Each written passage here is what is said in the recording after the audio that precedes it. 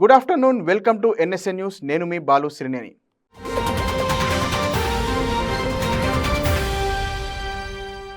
ఇటీవల హెలికాప్టర్ ప్రమాదంలో మరణించిన ఇరాన్ అధ్యక్షుడు ఇబ్రహీం రైసీ, విదేశాంగ మంత్రి హుస్సేన్ అమీరుబ్దల్లా ప్రమాదంలో మరణించిన ఇతర అధికారులకు ఇవాళ అంత్యక్రియలు పూర్తి కానున్నాయి. ఇరాన్ రాజధాని టెహ్రాన్లో జరిగిన ఇబ్రహీం రైసీ అంత్యక్రియలకు భారత్ తరపున ఉపరాష్ట్రపతి జగదీప్ ధన్కడ్ హాజరవ్వగా సుప్రీం లీడర్ అయతొల్లా ఖమేనీ హాజరయ్యి భౌతిక కాయాలకు నివాళులు అర్పించారు. హెలికాప్టర్ ప్రమాదంలో మరణించిన ఇరాన్ అధ్యక్షుడు ఇబ్రహీం రైసీ, విదేశాంగ మంత్రి హుస్సేన్ అమీర్ అబ్దుల్లా ప్రమాదంలో మరణించిన అధికారులకు ఇవాళ అంత్యక్రియలు జరగనున్నాయి. టెహ్రాన్ వీధుల్లో జరిగిన అధ్యక్షుడి, విదేశాంగ మంత్రి, ఇతర అధికారుల అంతిమయాత్రకు నగరాలు, పట్టణాల నుంచి సైతం వేలాది మంది జనం తరలివచ్చారు. ఇక సులేమానీ మరణం సమయంలో పబ్లిక్గా ఏడ్ చేసిన ఖమేనీ రైసీ భౌతికకాయం వద్ద సైలెంట్గా ప్రార్థన చేసి వెంటనే బయలుదేరారు. దేశ తాత్కాలిక అధ్యక్షుడు మహమ్మద్ ముగ్బీర్ మాత్రం అక్కడే నిలబడి కంటతడి పెట్టారు. మరోవైపు మహమ్మద్ ప్రవక్త వారసుల వంశానికి చెందిన నేత అయిన రైసీ ఖమేనీకి వారసుడిగా సుప్రీం లీడర్ అవుతారని భావించారు. కానీ ఖమేనీ తప్ప ప్రస్తుతం బతికి ఉన్న దేశ మాజీ అధ్యక్షులు ఎవ్వరూ రైసీ అంతిమయాత్రకు ముందు జరిగిన ప్రార్థనలకు హాజరు కాలేదు. కాగా రైసీ భౌతిక కాయాన్ని ఆయన సొంత పట్టణం మషాద్కు తరలించి ఖననం చేయనున్నారు. విదేశాంగ మంత్రి, ఇతర అధికారుల భౌతిక కాయాలకు కూడా వారి సొంత ఊర్లలో అంత్యక్రియలు జరగనున్నాయి. రైసీ అంత్యక్రియలకు భారత్ తరపున ఉపరాష్ట్రపతి జగదీప్ ధన్కడ్ హాజరయ్యి భౌతిక కాయాలకు నివాళులు అర్పించారు. రైసీ మృతి నేపథ్యంలో భారత్లో ఒకరోజు సంతాప దినంగా ప్రకటించారు. ప్రెసిడెంట్ ద్రౌపది ముర్ము, ప్రధాని మోదీ రైసీ మృతి పట్ల సంతాపం ప్రకటించారు.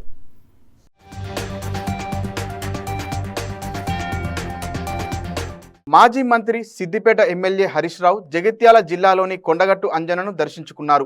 ఆలయంలో ప్రత్యేక పూజలు నిర్వహించిన ఆయన గతేడాది జరిగిన అసెంబ్లీ ఎన్నికల్లో తన గెలుపు కోసం ఆంజనేయ స్వామికి కట్టిన ముడుపును విప్పి దేవునికి చెల్లించారు. అంతకుముందు ఆలయానికి చేరుకున్న హరీష్ రావుకు ఆలయ అర్చకులు సాంప్రదాయ పద్ధతిలో స్వాగతం పలికి వేద మంత్రాలతో ఆశీర్వాదం అందించారు.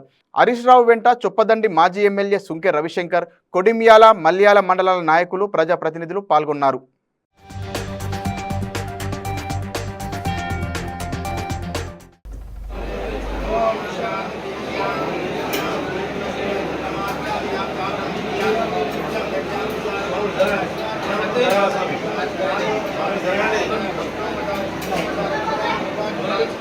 ఈ నెల 13న ఏపీలోని పల్నాడు జిల్లా రెంటచింతల పోలింగ్ స్టేషన్లో ఈవీఎం యంత్రాలను ధ్వంసం చేసిన కేసులో ఎమ్మెల్యే పిన్నెల్లి రామకృష్ణారెడ్డి, అతడి సోదరుడి కోసం 2 తెలుగు రాష్ట్రాల పోలీసులు గాలింపు చర్యలు చేపట్టారు. ఇందులో భాగంగా తెలంగాణలోని సంగారెడ్డి జిల్లా ఇస్నాపూర్ సమీపంలో స్పెషల్ టాస్క్ ఫోర్స్ పోలీసులు ఎమ్మెల్యేను ఓ కంపెనీ గెస్ట్ హౌస్లో అదుపులోకి తీసుకున్నట్లు సమాచారం. అయితే ఎమ్మెల్యే ఇంకా పోలీసులకు పట్టుబడలేదని 2 రాష్ట్రాల పోలీసులు స్పష్టం చేశారు. అయితే ఎమ్మెల్యే కారు డ్రైవర్ను, అనుచరులను అరెస్టు చేసి విచారణ జరుపుతున్నారు. ఈ ఘటనలో ఇప్పటికే పిన్నెల్లిని A1గా FIRలో చేర్చారు. IPCలోని 143, 147, 448, 427, 353, 452, 20B పాటు ప్రజా ప్రాతినిధ్య చట్టం, PDPP చట్టం, RP చట్టం 131, 135లోని పలు సెక్షన్ల కింద FIR నమోదు చేశారు. విధ్వంసానికి పాల్పడ్డ ఎంతటి వారినైనా వదిలిపెట్టేది లేదని రాష్ట్ర ప్రధాన ఎన్నికల అధికారి ముఖేష్ కుమార్ మీనా స్పష్టం చేశారు.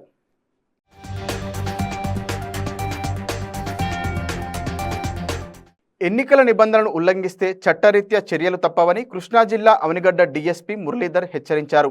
అవనిగడ్డ పోలీస్ స్టేషన్లో ఏర్పాటు చేసిన మీడియా సమావేశంలో మురళీధర్ మాట్లాడుతూ జిల్లా SP నయీం అస్మి ఆదేశాల మేరకు ఎన్నికల నిబంధనలను ఉల్లంఘించిన వారిపై చట్టరీత్యా చర్యలు తీసుకుంటామని హెచ్చరించారు. ఎన్నికల కోడ్ అమల్లో ఉన్నందున ఏ ప్రాంతంలో కూడా 4 కన్నా ఎక్కువ గుంపులుగా ఉండొద్దని సూచించారు.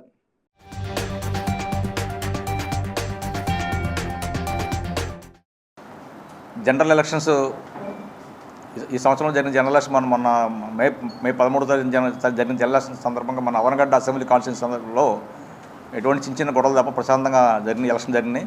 కొన్ని గ్రామాల్లో మోబుదేవుల లంక ఒకటి, కేకొత్తపాలెం, తర్వాత నాగాలంగలో గనిపేశ్వరం,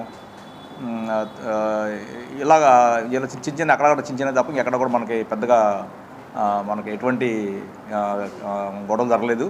ఎక్కడైతే ఆల్రెడీ ఇప్పుడు పోలింగ్ డే రోజున గొడవలు జరిగినాయో, చిన్న గొడవలు జరిగినాయో అక్కడికి అన్నీ కూడా కేసులు నమోదు చేయడం జరిగింది. దాంట్లో వాళ్ళందరినీ కూడా ఒక 5 కేసులు మొత్తం టోటల్గా మనం ఒక 5 కేసుల వరకు నమోదు చేసాం. ఆ 5 కేసుల్లో కూడా మా అందరిని ముద్దాయిలందరూ కూడా ఎవరైతే దానికి సంబంధించిన వ్యక్తులు ఉన్నారో వాళ్ళందరూ కూడా అరెస్ట్ చేయడం జరిగింది. తర్వాత వాళ్ళందరూ కూడా మన మండల ఎగ్జిక్యూటివ్ మ్యాజిస్ట్రేట్ గారి దగ్గర బైండ్ ఓవర్ చేయడం జరిగింది. తర్వాత దాంట్లో ఎవరైతే బాగా అగ్రెసివ్గా ఉండి ఎవరైతే యాక్టివ్గా ఆ గొడవలకు కారణమయ్యారని చెప్పి మనం గమనించామో వాళ్ళ మీద కూడా రౌడీ షీట్లు కూడా ఓపెన్ చేయడానికి ప్రపోజల్ జరుగుతుంది. సో వీళ్ళందరి మీద కూడా ప్రాపర్ నిఘా ఇవన్నీ కూడా ఉంచుకుంటాం. అలాగే మనకి అప్పటి నుంచి కూడా ఏ విలేజ్లో చిన్న గొడవలు అయ్యి కొద్దిగా పొలిటికల్గా సెన్సిటివ్ ఉన్న విలేజ్లు అన్నింటిలో కూడా ఈ గొడవలైన విలేజ్లో కూడా మనం పోలీస్ పికెట్లు ఏర్పాటు చేయడం జరిగింది. అలాగే police beat, day beat, night beat serve చేయడం, మేము అందరూ కూడా ఎస్ఐల నుంచి అందరూ పై అధికారులు అందరూ కూడా ఆ విలేజ్లు విజిట్ చేయడం. అక్కడ అవి కాకుండా ఎక్కడైతే పొలిటికల్గా మేము సెన్సిటివ్గా గమనించామో చిన్న ఘర్షణలో కొంచెం తోసుకోవడం అలాంటివి మాకు ఎక్కడెక్కడ గమనించామో ఆ విలేజ్లను కూడా మీ ప్రత్యేకంగా అందరూ కూడా మా పోలీస్ ఫోర్స్ వెళ్ళడం, అక్కడ ప్రజలందరూ కూడా అవేర్నెస్ మీటింగ్ లాంటివి కండక్ట్ చేయడం జరుగుతుంది. సో ఎటువంటి మళ్ళీ మనం కౌంటింగ్ వచ్చేవాడికి ఆ విలేజ్లో వాతావరణాన్ని శాంతియుతంగా మళ్ళీ ఘర్షణ వాతావరణం లేకుండా ప్రశాంత వాతావరణం తీసుకురావడానికి తీసుకోవాల్సిన చర్యలను తీసుకుంటున్నాం. అక్కడ ఆ విలేజ్ మీద ప్రత్యేక నిఘా ఏర్పాటు చేయడం కూడా జరిగింది. ఎన్నికల్లో కులం, మతం, వర్గం, భాషలను ప్రస్తావిస్తూ ప్రచారం చేయడం మానుకోవాలని బీజేపీ, కాంగ్రెస్ పార్టీలకు ఎన్నికల కమిషన్ సూచించింది. ఎన్నికలతో దేశ సామాజిక, సాంస్కృతిక వాతావరణాన్ని దెబ్బతీయడానికి వీల్లేదని పేర్కొంది. రాజస్థాన్లోని బన్స్వారా ఎన్నికల ప్రచారంలో ప్రధాని మోడీ దేశ విభజన ప్రసంగం చేశారన్న ప్రతిపక్షం ఆరోపణలతో స్పందించిన ఈసీ బీజేపీ జాతీయ అధ్యక్షుడు జేపీ నడ్డాకు నోటీసు జారీ చేసినట్లు తెలిపింది. దేశంలో జరగనున్న ఎన్నికల నేపథ్యంలో ప్రధాన పార్టీల నాయకులు నిర్వహిస్తున్న ప్రచారంలో కులం, మతం, వర్గం, భాషలను ప్రస్తావిస్తూ ప్రచారం చేయడం మానుకోవాలని బీజేపీ, కాంగ్రెస్ పార్టీలకు ఎన్నికల కమిషన్ చురకలు అంటించింది. ఎన్నికల పేరుతో దేశ సామాజిక, సాంస్కృతిక వాతావరణాన్ని దెబ్బతీయడానికి వీల్లేదని ఈసీ పేర్కొంది. రాజస్థాన్లోని బన్స్వారా ఎన్నికల ప్రచారంలో ప్రధాని మోడీ దేశ విభజన ప్రసంగం చేశారన్న ప్రతిపక్షం ఆరోపణలతో ఈసీ స్పందిస్తూ బీజేపీ జాతీయ అధ్యక్షుడు జేపీ నడ్డాకు నోటీసు జారీ చేసినట్లు తెలిపింది. మోదీ, ఆ పార్టీ స్టార్ కంపెయినర్లు మతపరమైన ప్రచారం మానుకోవాలని కోరిన ఈసీ రాహుల్ గాంధీ, బీజేపీ నాయకులపై చేసిన ఆరోపణలపై వివరణ ఇవ్వాలని కోరుతూ కాంగ్రెస్ ప్రెసిడెంట్ మల్లికార్జున్ ఖర్గేకు నోటీసులు జారీ చేసింది.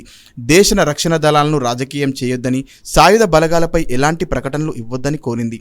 ప్రచారంలో ఎలాంటి వివాదాస్పద వ్యాఖ్యలు చేయకుండా కాంగ్రెస్, బీజేపీ స్టార్ కంపెయినర్లకు పార్టీ జాతీయ అధ్యక్షులు నోటీసులు జారీ చేయాలని సూచించింది.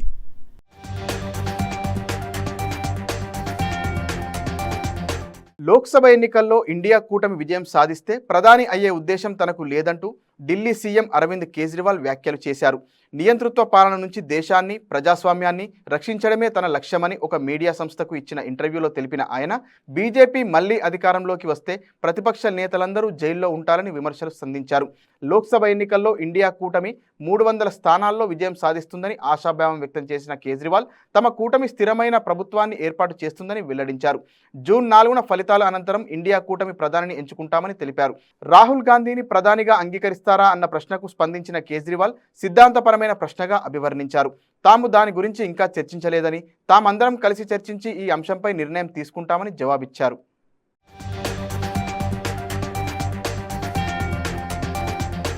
కంపెనీల చట్టంలోని ముఖ్యమైన లాభదాయకమైన యజమాని నిబంధనలను ఉల్లంఘించిన సంస్థలకు కార్పొరేట్ వ్యవహారాల మంత్రిత్వ శాఖ జరిమానా విధించింది. 2016 డిసెంబర్లో ప్రొఫెషనల్ నెట్వర్కింగ్ ప్లాట్ఫామ్ అయిన లింక్డ్ఇన్ను కొనుగోలు చేసిన మైక్రోసాఫ్ట్తో పాటు లింక్డ్ఇన్ ఇండియాకు 7 లక్షలు, సత్యం నాదెల్లా, ర్యాన్ మరో 8 మందికి 2 లక్షల చొప్పున 27,10,800 జరిమానా విధించినట్లు చెప్పింది. కార్పొరేట్ వ్యవహారాల మంత్రిత్వ శాఖ కంపెనీ ఎస్ఓబీల గురించి సెక్షన్ 91 ప్రకారం నివేదిక వెల్లడించడంలో విఫలమైన కారణంగా ఈ చర్య తీసుకున్నట్లు తెలిపింది.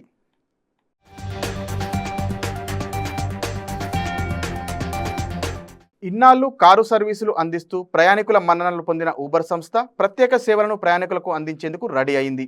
ఊబర్ ఇప్పుడు తన బస్సు సేవలను త్వరలోనే ప్రారంభించేందుకు ఏర్పాట్లు చేస్తోంది. ఈ బస్సు సేవలను దేశంలోని ప్రధాన నగరాల్లో విస్తరించే దిశగా ఢిల్లీ ప్రీమియం బస్ పథకం పేరుతో ఈ బస్సులను నడపనుంది. ప్రధాన నగరాల్లో కారు సేవలు అందిస్తూ ప్రయాణికుల మన్ననలు చొరగొన్న ఊబర్ ఇప్పుడు బస్సు సేవలు అందించేందుకు సర్వం సిద్ధం చేసుకుంది. ఊబర్ తొలుత తన బస్సు సేవలను ఢిల్లీలో ప్రారంభించనుంది. ఢిల్లీలో వచ్చే ఫలితాల ఆధారంగా దేశంలోని ప్రధాన నగరాలకు తన సేవలను విస్తరించాలని భావిస్తుంది. ఈ మేరకు ఢిల్లీ రవాణా శాఖ నుంచి లైసెన్సును అందుకుంది. ఇలాంటి లైసెన్స్ జారీ చేసిన తొలి రవాణా శాఖ ఢిల్లీనే కాగా, ఇలాంటి లైసెన్స్ అందుకున్న తొలి అగ్రిగేటర్గా ఊబర్ నిలిచింది. ఆ సంస్థ భారత్ అధినేత అమిత్ దేశ్పాండే మాట్లాడుతూ ఏడాదిగా ఢిల్లీ ఎన్సీఆర్తో పాటు కోల్కతా నగరంలోనూ ప్రయోగాత్మకంగా ఈ బస్సులను నడిపినట్లు వివరించారు. దేశ రాజధానిలో ఊబర్ బస్సులకు మంచి ఆదరణ కనిపించిందన్నారు.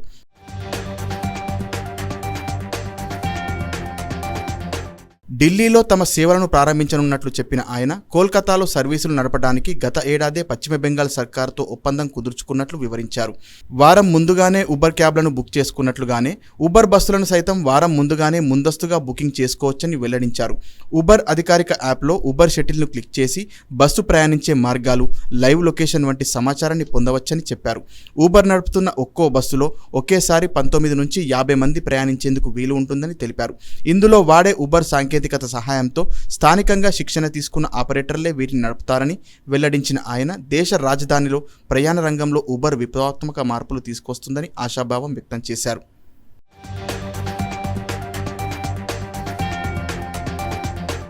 బ్రిటన్ సార్వత్రిక ఎన్నికల తేదీపై వస్తున్న ఊహాగానాలపై జూలై 4న ఎన్నికలు నిర్వహిస్తున్నట్లు ప్రధానమంత్రి రిషి సునాక్ ప్రకటించారు.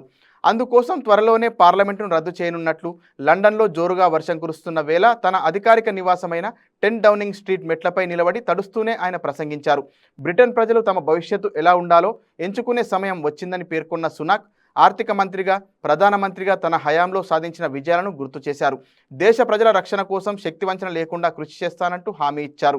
వచ్చే ఎన్నికల్లో అధికారిక కన్జర్వేటివ్ పార్టీ కంటే విపక్ష లేబర్ పార్టీ మెరుగైన ఫలితాలు సాధిస్తుందని అత్యధిక ఒపీనియన్ పోల్స్ అంచనా వేస్తుండడం గమనార్హం.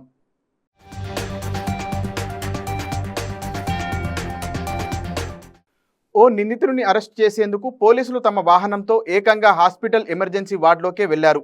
అంతేకాకుండా రోగుల బెడ్లు అడ్డం వస్తే వాటిని పక్కకు జరుపుతూ నిందితుడి దగ్గరకు వెహికల్ తీసుకెళ్లి అత్యుత్సాహం ప్రదర్శించారు.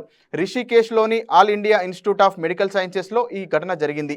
ఆసుపత్రిలో పనిచేసే నర్సింగ్ ఆఫీసర్ జూనియర్ రెసిడెంట్ వైద్యురాలిపై లైంగిక వేధింపులకు పాల్పడ్డాడని, ఆ అధికారిపై చర్యలు తీసుకోవాలని వైద్య విద్యార్థులు నిరసనకు దిగారు.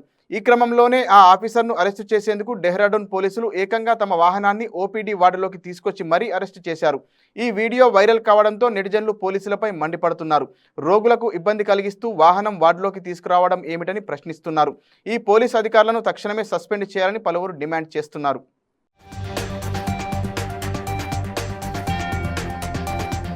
వరంగల్, ఖమ్మం, నల్గొండ పట్టభద్రుల ఎమ్మెల్సీ స్థానాలకు ఉప ఎన్నిక ఈ నెల 27న జరగనుంది. ఉప ఎన్నిక నేపథ్యంలో పకడ్బందీగా ఏర్పాట్లు చేయాలని రాష్ట్ర ఎన్నికల ప్రధానాధికారి వికాస్ రాజ్ అధికారులకు ఆదేశాలు జారీ చేశారు. పోలింగ్ కేంద్రాలు, డిస్ట్రిబ్యూషన్ సెంటర్లు, స్ట్రాంగ్ రూమ్లతో పాటు బ్యాలెట్ పత్రాల రవాణాకు తగిన భద్రత కల్పించాలని పోలీస్ అధికారులను ఆదేశించారు. ఏర్పాట్లపై జిల్లా ఎన్నికల అధికారులు, పోలీస్ కమిషనర్లు, ఎస్పీలతో వీడియో కాన్ఫరెన్స్ నిర్వహించిన వికాస్ రాజ్తో పోలింగ్ సామాగ్రి సిద్ధంగా ఉందని అధికారులు వివరించారు. ఓటర్లు ఇబ్బంది పడకుండా తగు ఏర్పాట్లు చేయాలన్నారు. అకాల వర్షాలు కూడా కురిసే అవకాశం ఉన్నందున పోలింగ్తో పాటు బ్యాలెట్ పేపర్ల రవాణా విషయంలో జాగ్రత్తలు తీసుకోవాలని సీఈఓ ఆదేశించారు.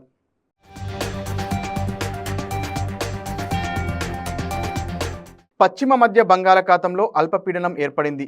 ఈ కారణంగా హైదరాబాద్లోని కాప్రా, మల్కజ్గిరి, ఉప్పల్, ఉస్మానియా, చాంద్రాయనగుట్ట, ఎల్బీ నగర్, కర్మాన్ ఘాట్, ఆబిడ్స్, రాజేంద్రనగర్ ప్రాంతాల్లో తెల్లవారుజామున 2 గంటల సమయంలో వర్షం కురిసింది. ఇవాళ పలు జిల్లాల్లో మోస్తరు నుండి కొన్ని చోట్ల భారీ వర్షాలు కురిసే అవకాశం ఉందని తెలిపిన వాతావరణ శాఖ అధికారులు తెలంగాణపై ఎల్లో అలర్ట్ కొనసాగుతున్నట్లు పేర్కొంది. అల్పపీడనంతో తెలుగు రాష్ట్రాల్లో మోస్తరు నుండి భారీ వర్షం, గంటకు 40 కిలోమీటర్ల వేగంతో గాలులు వీచే అవకాశం ఉందని వాతావరణ శాఖ తెలిపింది. బంగాళాఖాతంలో ఏర్పడిన అల్పపీడనం రేపు వాయుగుండంగా బలపడే అవకాశం ఉందని, బంగాళాఖాతంలో నైరుతి రుతుపవనాలు చురుగ్గా కదులుతున్నట్లు వెల్లడించింది.